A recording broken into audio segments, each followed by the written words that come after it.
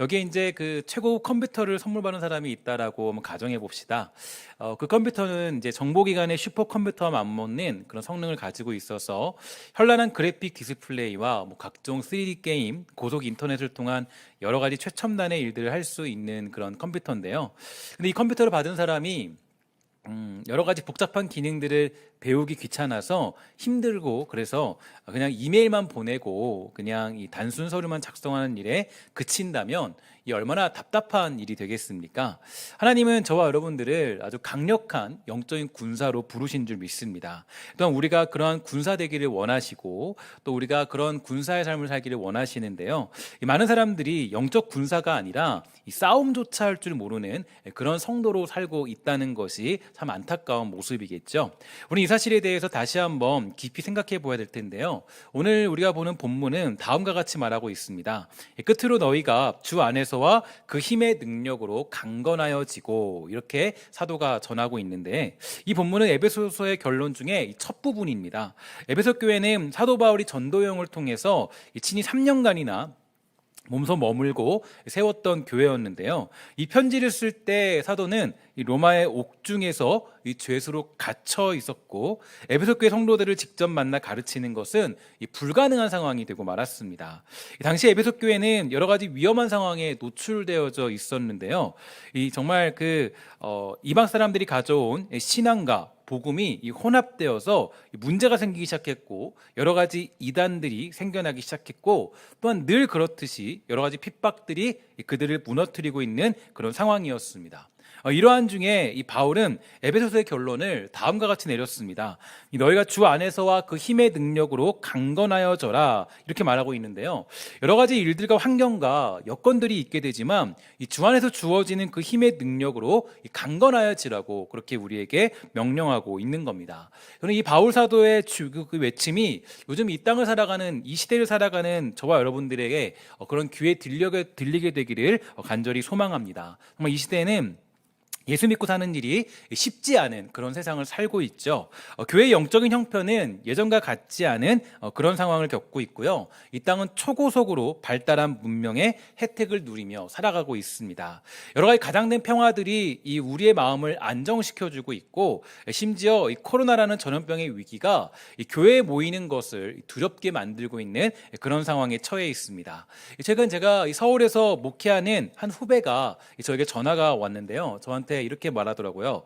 형님, 뭐 어떻게 용인 좀 어때요? 이렇게 물어보더라고요. 그래서 요즘 뉴스에 용인 지역이 난리도 아니라는데 뭐 어떻게 조금 교회는 어떤지 저렇게 물어보게 되었습니다.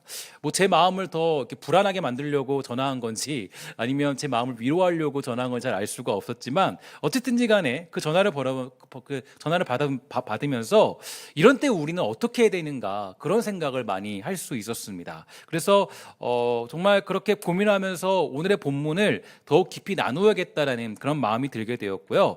이번에 제가 그래서 계속적으로 영적 군사대기 시리즈를 통하여서 이 급변하는 이 시대 속에서 우리를 강한 군사로 초청하시는 이 주님의 음성에 귀를 기울이고 살아가는 저와 여러분 되기를 주의 이름으로 간절히 부탁을 드리겠습니다. 하나님은 분명히 저와 여러분들을 영적인 군사로 부르셨어요. 그러니까 우리가 그냥 이 땅을 살아갈 때 그냥 호락호락거리는 그런 사람들이 아니라, 정말 우리가 이 땅을 살아갈 때 하나님께서는 영적 군사로 우리가 살아가기를 원하십니다. 그런데 많은 경우에 우리는 부르신 이유와 이 목적들을 잊어버릴 때가 많이 있게 되죠. 하나님이 우리를 왜 부르셨는지, 우리를 어떻게 키워나기를 원하시는지, 우리를 어떤 방법으로 또 어떤 목적을 두고 우리를 세우셨는지에 대해서 잃어버릴 때가 많이 있습니다. 그래서 하나님이 뭐 다 알아서 하시겠지, 이런 생각을 하면서 우리가 정신을 놓을 때도 있지만, 사실 그것은 이 군사로서의 조건이 될 수가 없다라는 거죠.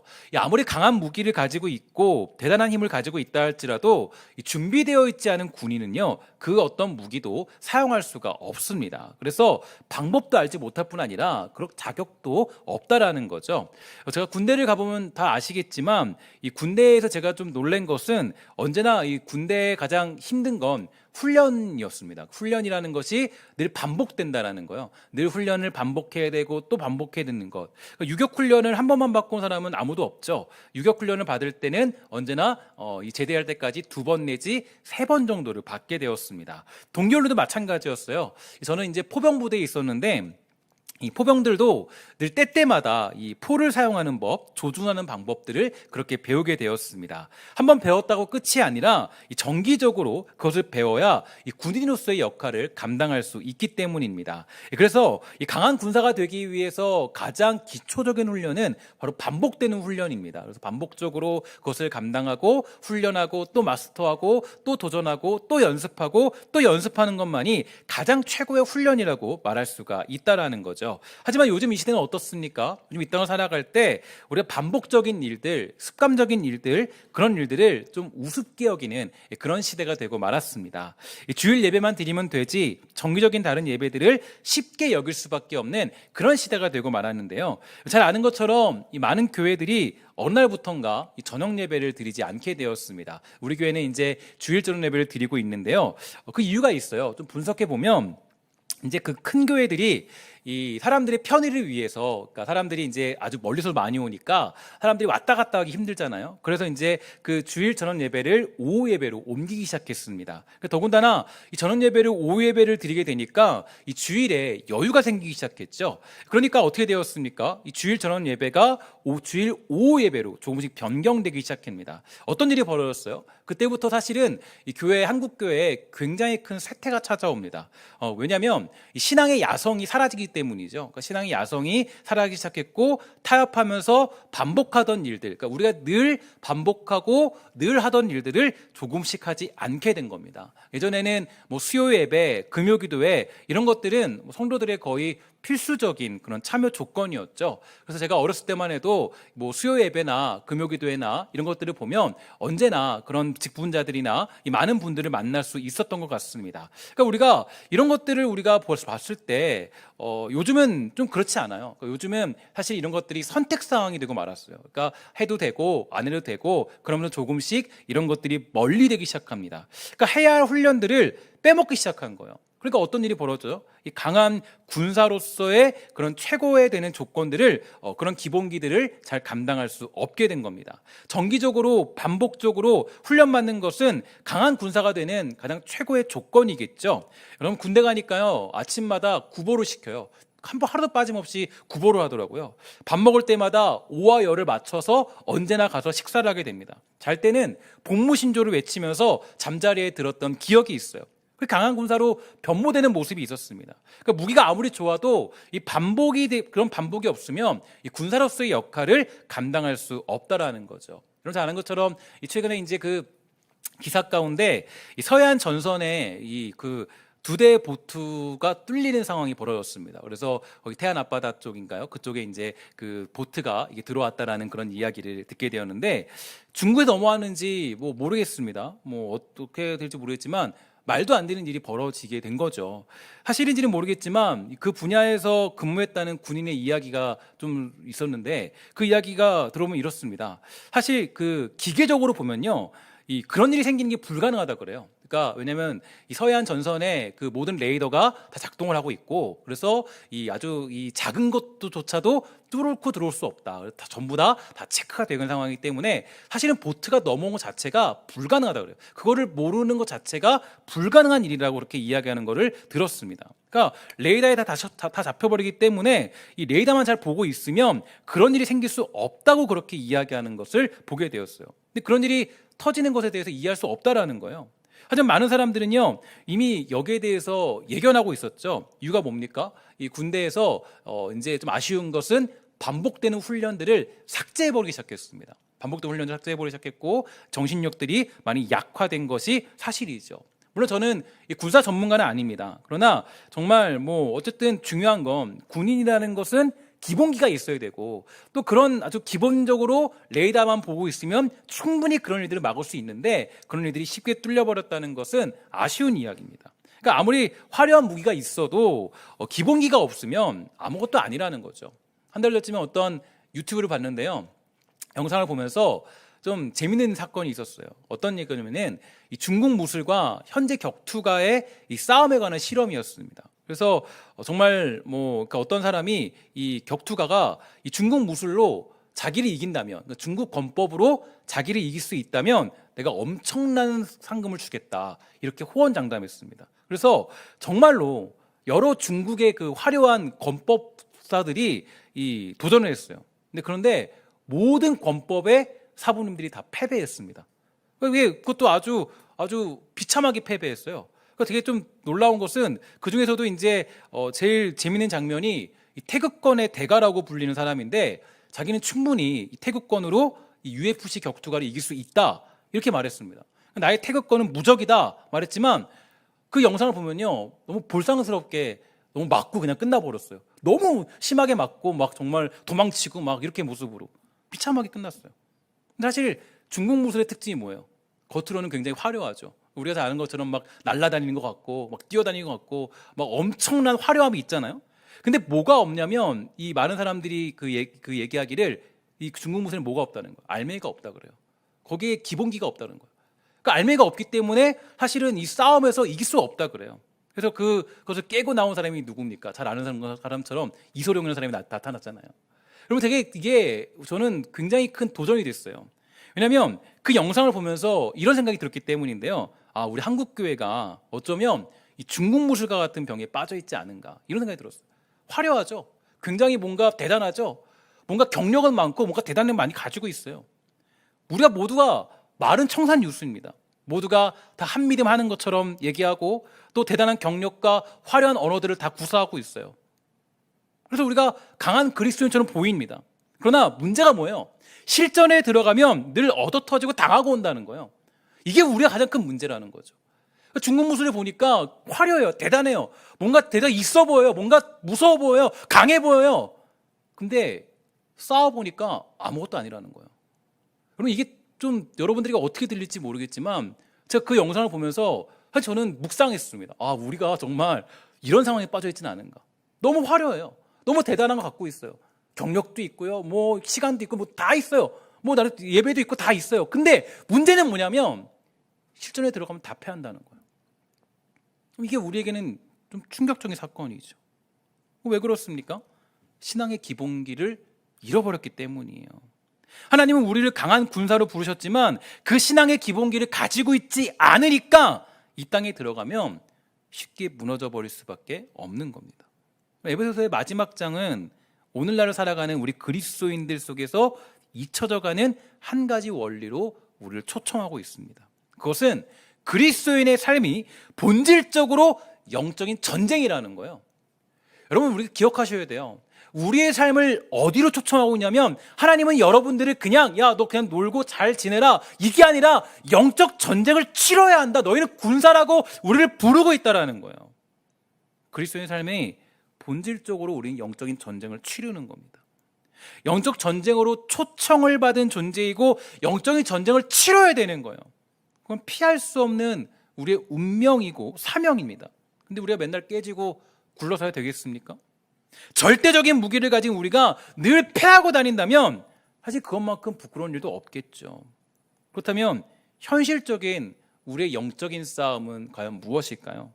일단 오늘 본문 이 앞쪽을 보면요, 그에 대한 힌트가 있는데 4장과 5장을 보면 여러 관계 속에 살아가는 그리스도의 삶에 대해서 교훈하고 있습니다. 그러니까 남편과 아내, 뭐 분을 품지 말아라 이런 얘기도 있고, 곧 교회와 그리스도에 대한 교훈, 부모와 자녀 관계에 대한 교훈, 상전과 종의 관계에 대한 교훈 등이 나타나고 있는데, 이러한 때에 우리는 어떻게 살아야 하는지에 대해 알려주면서 오늘 우리가 보는 본문의 내용이 시작된다라는 겁니다. 다시 말해서 이런 관계적인 문제들을 해결하기 위하여 우리는 부단히 노력해야 되고 행동하고 움직여야 하는 것은 맞지만, 단순히 우리가 참고 이해하고 견디고 노력한다고 이 관계적인 문제들이 해결되는 것은 아니라는 거예요. 무슨 얘기냐면 부모와 자녀 간의 문제, 남편과 아내의 관계, 종과 상전의 관계, 교회와 성도의 관계, 이러한 현실적인 문제 이면에는 뭐가 있다라는 겁니까? 마귀의 공격이 분명히 자리 잡고 있다라는 겁니다. 사단의 특징은 우리를 이간질시키며 분노를 일으키게 하고 과거에 얽매이도록 하고 분열을 조장합니다. 그는 광명된 천사로 위장하여서요, 거짓 복음을 전하게 하여 우리로 하여금 아무것도 하지 못하도록 만드는 것이 그의 목적이에요. 그러므로 이러한 일들이 벌어지는 이면에는 사단의 괴계가 있고 우리는 그 모든 것을 영적인 싸움, 즉 영적인 전쟁을 치러야 한다는 것을 바울은 우리에게 강조해주고 있습니다. 그래서 바울은 정말로 마지막으로 부탁을 하고 있죠. 그러면서 강한 영적 군사가 되어야 한다라고 선포합니다. 영적 군사가 되라는 것은 결국 전쟁이라는 건 피할 수 없다라는 거예요. 여러분, 내가 예수 믿으면서 영적인 전쟁이 없다, 기도로 싸우고 있지 않다, 말씀으로 내가 이 사단과 싸우고 있지 않다, 그럼 우리는 잘못된 길을 가고 있는 겁니다. 성도임에도 불구하고 고뇌가 없으면 그건 문제가 있는 거예요. 사도 바울이 뭐라고, 바울이 로마서 7장에서 이렇게 얘기했습니다. 오라 나는 공고한 사람이라.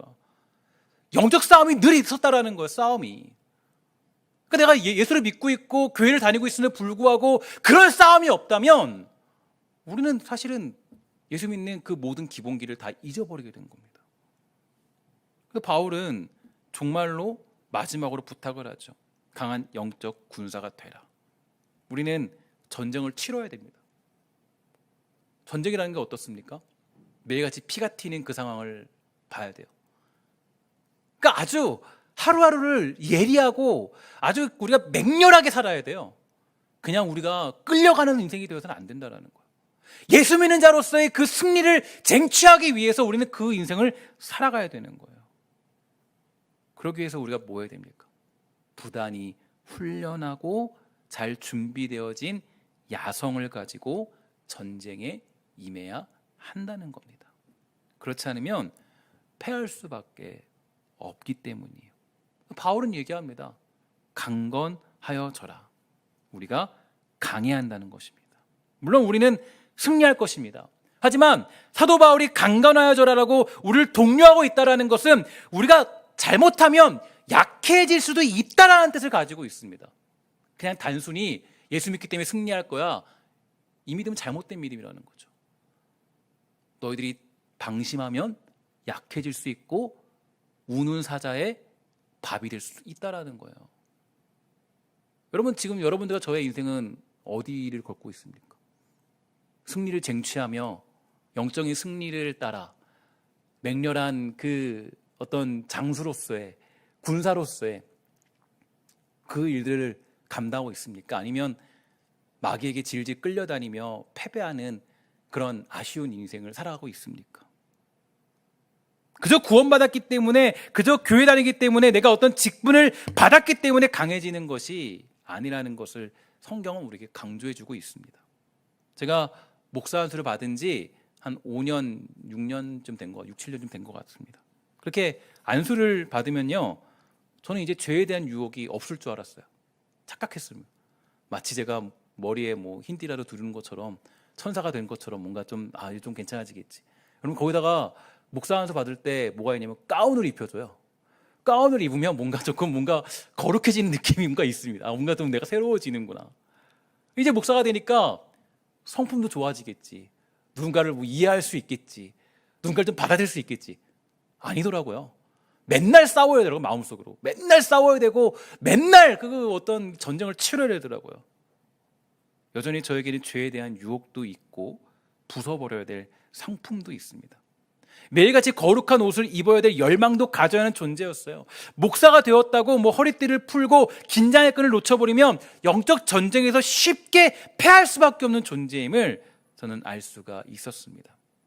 그런데 이러한 착각에 빠진 사람들이 사실은 얼마나 요즘에 많은지 몰라요. 저뿐 아니라 사실은 우리 성도님들도 그런 착각에 빠져 있을 경우도 많이 있습니다. 이 정도면 됐어. 이만큼만 했으면 됐어. 예전에는 내가 다 했어. 지금은 안 해도 몇 년 전만 해도 새벽기도 내가 다 했어. 어느 정도 버티림은 있겠죠. 그러나 영적인 전쟁에서 승리할 수는 없습니다. 어쩔 수 없어요. 기본기예요. 반복. 저는 우리 그 한국교회에 너무 놀라운 특징이 있잖아요. 새벽기도. 새벽기도 있는 나라가 어디 있어요?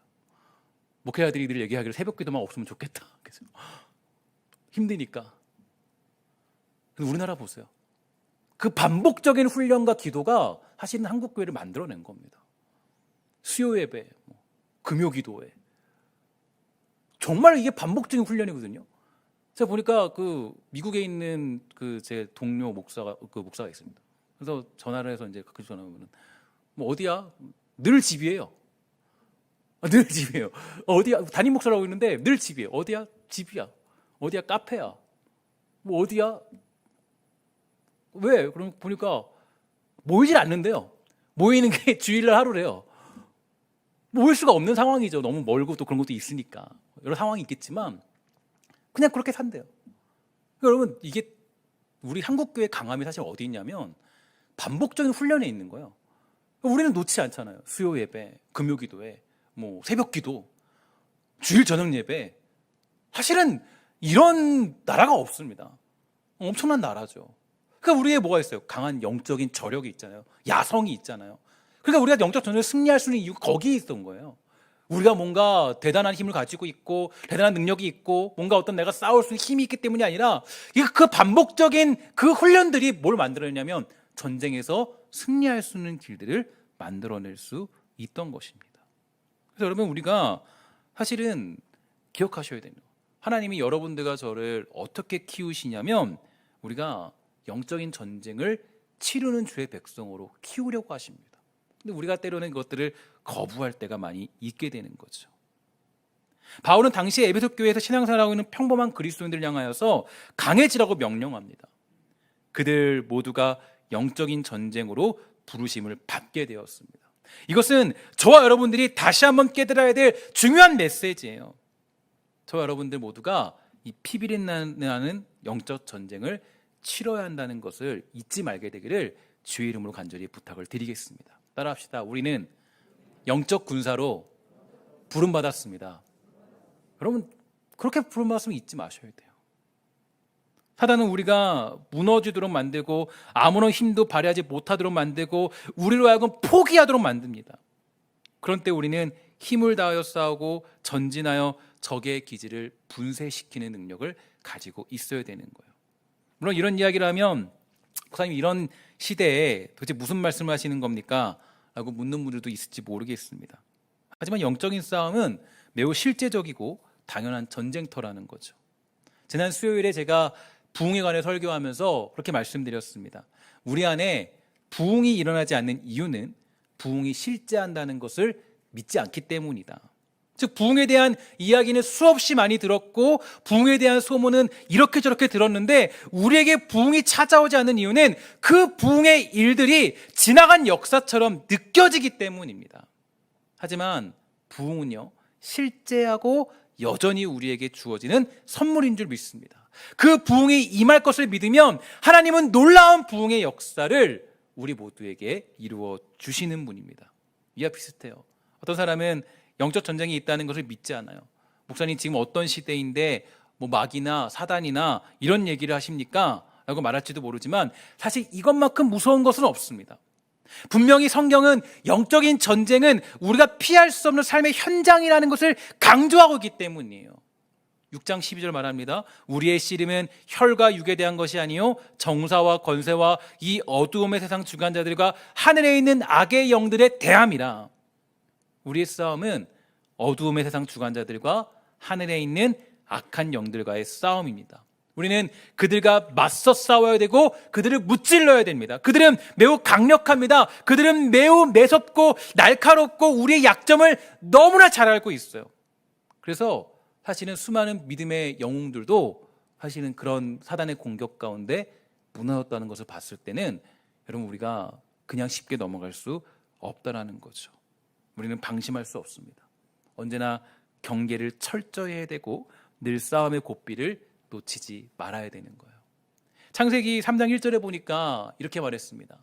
여호와 하나님이 지으신 들짐승 중에 뱀이 가장 간교하니라. 뱀이 여자에게 물어 가로되 하나님이 참으로 너희더러 동산 모든 나무의 실과를 먹지 말라 하시더냐.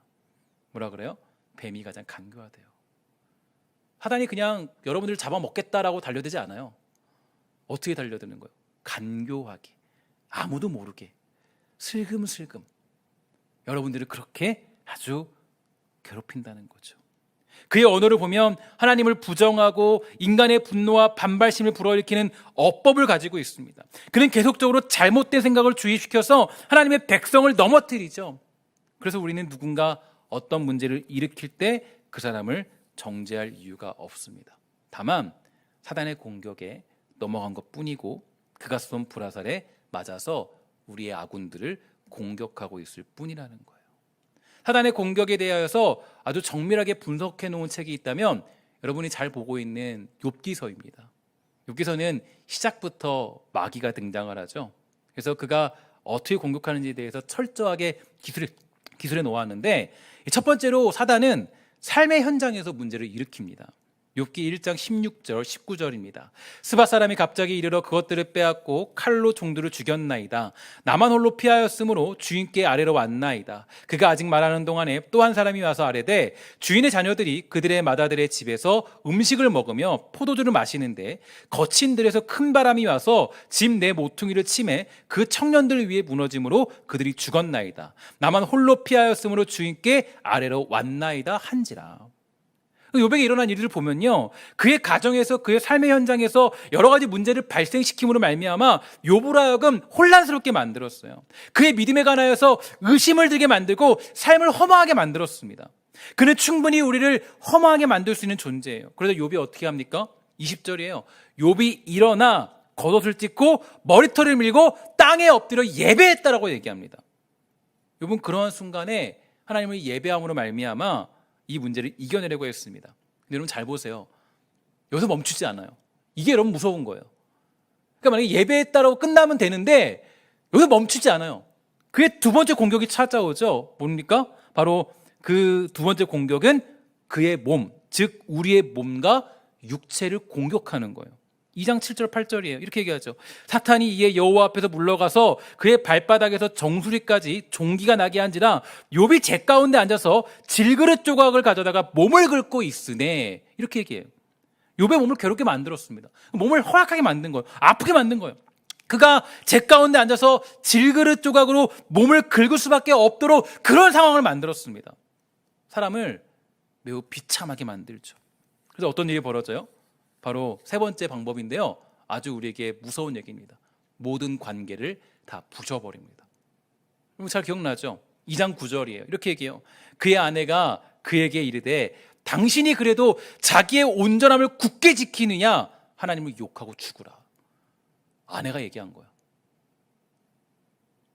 가장 가까운 아내가 자기를 배신하였고 심지어 하나님을 욕하고 죽으라고 할 정도로 심각한 유혹을 던지고 있습니다. 그럼에도 불구하고 욥이 고백을 하죠. 10절이에요. 그가 이르되 그대의 말이 한 어리석은 여자의 말 같도다. 우리가 하나님께 복을 받았은즉 화도 받지 아니하겠느냐 하고 이 모든 일에 욥이 입술로 범죄하지 아니하니라. 그럼 욥은 그렇게 사단의 공격을 이겨내려고 했지만 집요합니다. 사단의 공격이 거기서 끝나지 않았어요. 어떻게 됩니까? 결국 그의 친구들이 와서 욥의 속을 긁어버리고 그로 하여금 절망하게 만들고 괴롭게 만들고 과거의 문제에 얽매이게 만들어서 욥을 아주 비참하게 무너뜨려버려요. 물론 거기에 하나님의 뜻이 있고 하나님의 섭리가 있고 인도하심이 있죠. 결국 승리를 만드신 하나님은 그 욥에게 축복을 주셨지만 그러나 사단의 공격이 여러분 만만치 않다라는 겁니다. 근데 우리가 방심할 수 있겠습니까? 우리가 그냥 쉽게 넘어갈 수 있을까요? 지금도 우리는 곳곳에서 사단의 공격은 침투해오고 있어요. 우리가 영적인 군사로, 그것도 강한 군사로 무장되어 있지 않다면 내 옆에 있는 사람이, 나의 주변 사람들이 또 나 자신이 그의 먹잇감이 되는 것을 시군중 먹기 때문입니다. 물론 궁극적으로 우리 중에 실패한 사람은 없습니다. 절대로 구원받지 못한 사람은 없어요. 그러나 모든 성도들에게 약속된 하늘에 속한 모든 신령한 복을 이 땅에서 누리지 못하도록 사단은 우리를 공격하고 오히려 피로 값주고 사신 그리스도의 지체를 죄의 병기로 드리도록 만드는 겁니다. 그래서 주님은 저와 여러분들 모두가 이 마귀와의 싸움에 부름받은 군사로서 강하여지기를 간절히 원하십니다. 따라합시다. 정말로 너희가 강건하여지고, 이 말씀에 여러분들이 아멘하시기를 부탁을 드리겠습니다. 여러분, 이게 우리가 정말 중요한 얘기예요. 우리가 너무 쉽게 잊어버려요. 하나님이 우리를 영적 군사로 부르셨는데 그냥 우리는 누리려고만 하고 가지려고만 합니다. 이것이 아니에요. 우리 모든 성도들에게 선포되어지는 말씀입니다. 우리를 이 싸움터로 부르시는 이는 우리 하나님이시고, 마귀는 이미 무너져버린 자기 왕국을 위하여 패할 수밖에 없는 싸움을 싸우는 자들이지만, 우리는 이 승리한 하나님의 나라를 위하여 부르심을 받고 있는 주의 백성인 줄 믿습니다. 우리의 대장은 승리하신 그리스도이십니다. 그분이 이미 부활의 능력으로 사단의 권세를 꺾으셨고 승리하셨고, 이제 마지막으로 얼마 남지 않은 사단의 세력들을 토벌하기 위하여 우리를 군사로 부르고 계십니다.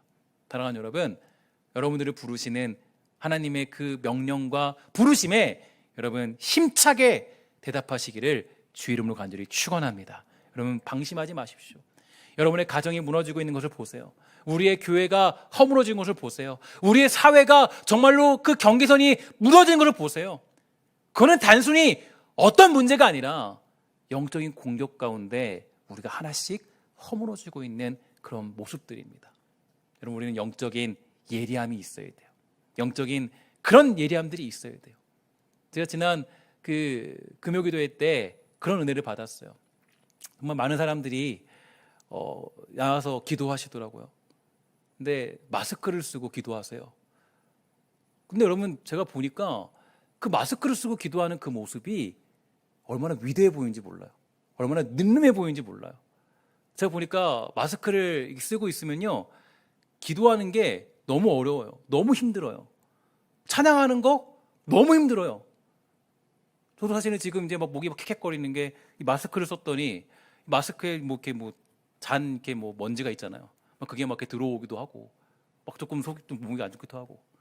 근데 보니까 그 기도를 하시는데 너무 뜨겁게 찬양하고 뜨겁게 기도하시는 거예요.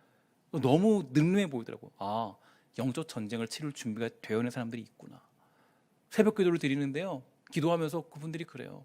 정말 그 기도하는 가운데 마스크 쓰고 기도하면서도 그 자리를 꿋꿋이 지켜내요. 너무 멋진 모습 아닙니까? 여러분들 마찬가지입니다. 여러분들도 정말 이 마스크 쓰고 예배하는 자체가 영적인 전쟁의 준비를 치를 준비가 되어 있는 사람이라고 생각합니다. 여러분들 모두 우리 하나님의 그 부르신 그 인도하심에 우리가 용맹하게, 하나님, 제가 그 영적 전쟁을 잘 이겨내겠습니다라고 선포할 줄 아는 우리 주의 모든 백성이 다 되시기를 주 이름으로 간절히 부탁을 드리겠습니다.